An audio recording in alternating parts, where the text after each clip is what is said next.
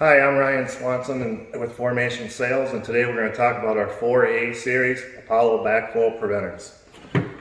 I have an RPZ here, a double check valve assembly, and a pressure vacuum breaker. We're going to start out with the RPZ features and benefits. So the first thing that we have, all of our test cocks are on top. Why is that important? A lot of our competitors will come out the side. And if you're running down a hallway and they come out the side, you need to offset that device to get at those test cocks. So it's more money. 2, we have the stainless steel handle and nuts are standard. Competitors are an option. We have on our rebuild kit, we call a captured spring. And it's interchangeable between 3 different valves on a 1-pound spring. An RPZ, a double check valve assembly, and a pressure vacuum breaker. So you could carry one check if you're a service company for 3 different valves across our line. 5-year warranty. Competitors are a 1-year warranty.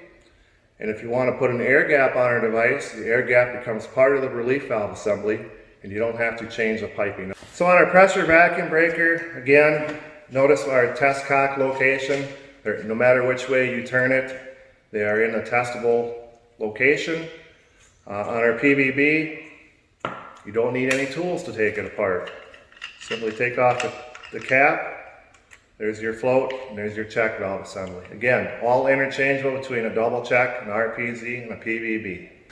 So not only is the captured spring check valve interchangeable between 3 different valves, it is also quite a bit less expensive. You can typically buy these 50% cheaper than our competitors.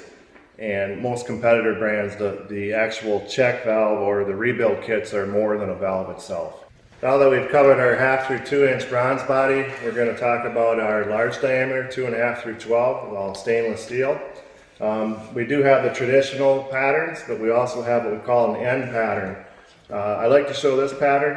Typically this is something you would see in the south, coming up out of the ground and going back down for irrigation.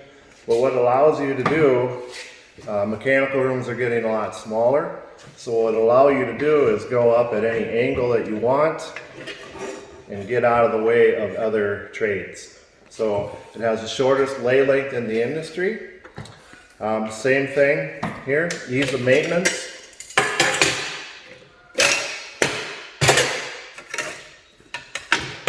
There's your check valve. You literally see that took me 15 seconds to get at it. This is called our Triforce check. What's unique about it is our springs are external. A lot of competitors will have them internal, so you have to take it apart to get at them. So a lot of guys won't flush a line. You'll get a lot of debris in here. We have access to these right away. We can just spray it out. Okay, so this check also allows us to have the lowest pressure drop in the industry. And how it does that, it acts like a compound bow. So if you ever pull back a bow, it has that let-off effect. So when the water hits this spring, it springs it open. Okay, so that's a 4-inch check that I just opened with my hands. To rebuild this part, you have 4 bolts on the front, and you have a rubber gasket right there. You can take the 4 bolts off and just flip that gasket or replace it. It's about a $400 advantage on a 4-inch check. You don't have to buy a new check. So our large diameter also meets the Buy American Act, AIS requirements, American Iron and Steel, and also has a 5-year warranty. Now we're going to talk about how an RPZ actually works. So in our device we have a 5-pound spring, a 1-pound spring, and a 2-pound spring. This chamber in here is called a reduced pressure zone. So how it works, let's say we have 60 psi incoming pressure. Water is lazy, it'll take the path of least resistance, so it'll come down, go through this channel and close the 2-pound spring and not go through the 5 until this is closed. So this is closed by water pressure. Now it'll continue on to the 5-pound spring.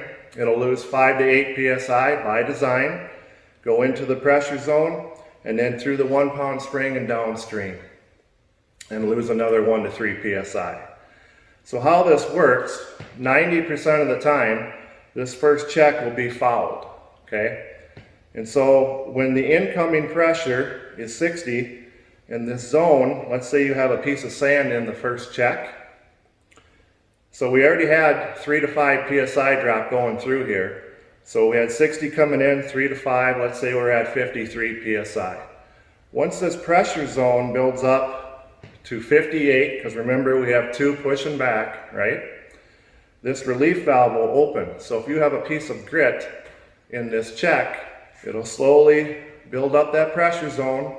Once it reaches 58 plus 2, because that's our incoming pressure, this relief valve will push open. It'll probably intermittently drip. If you have a larger rock, it'll go quicker and it will actually dump. Same thing on the second check. You could have a solenoid valve downstream, or you could have a leak or a piece of debris in this. If you shut that solenoid valve, you get back pressure. It'll build up that pressure zone and make that dump. So that is how an RPZ works.